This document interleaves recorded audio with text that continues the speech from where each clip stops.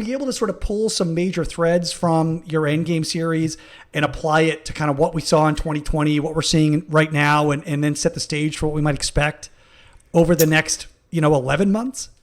I don't really think so, because what the premise end game is, how does the money printing period end, and what does that, how do we get to that point? And that's sort of the thing that the question that we try to discuss. And I don't think the end of it has been so theoretical up to this point, right? And it's, as Paul Singer said, it's sort of path dependent, what things sort of happen first, right?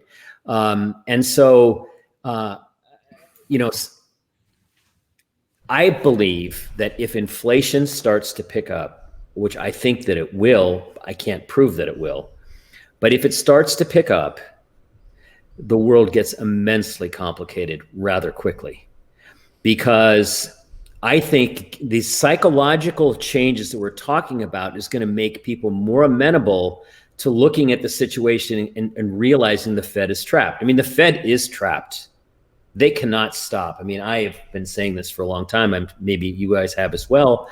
I knew they could never exit QE or ZERP or NERP. Couldn't do it, And so, but everyone sort of said, maybe you understood. They said, yeah, but so what? They're printing money. It's all okay. Well, once you start generating inflation, it's game over, because then they cannot print money to get past the problem.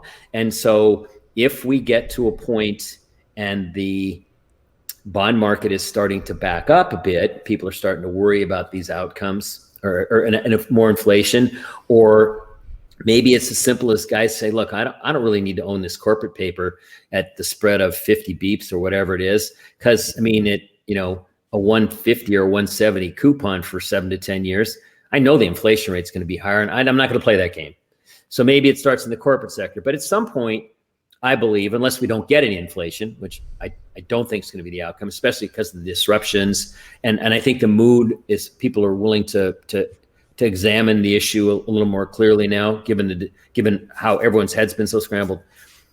The first thing the Fed's going to do when bonds back up higher than they want, and it's not like there's going to be a sign that says, okay, we're the bond market, we think there's too much inflation, we're backing up. They'll just decide to put on yield curve control, I suspect. And when they do that, if they do it for the reasons I'm suggesting and people start to see that, that'll be like putting gasoline on a fire.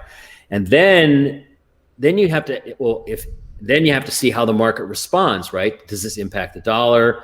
A lot of people think that if there's going to be a problem, it's going to show up in the FX market first. But when all the central banks are doing the same thing, how does one currency really move that far against the other?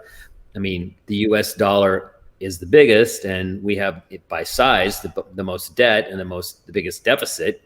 So maybe it can matter there. But so I think the outcome for inflation, and we'll probably get an inflationary scare. I know a lot of smart people who think we'll get a scare and that's all it'll be.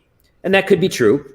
But who knows what kind of a disruption happens when that happens. And then if it's more than that, which I think it easily could be, then all of a sudden the Fed can't print money and the Fed doesn't have your back, and you've got these grotesquely inflated stock prices, then all of a sudden the market gets weak and then they can't come into QE, or do they anyway? I mean, once everyone realizes they're in a box, it's sort of like life for them, and everyone else gets infinitely more complicated. So I think that's the really important thing for the next 6-7 months, as to how that plays out.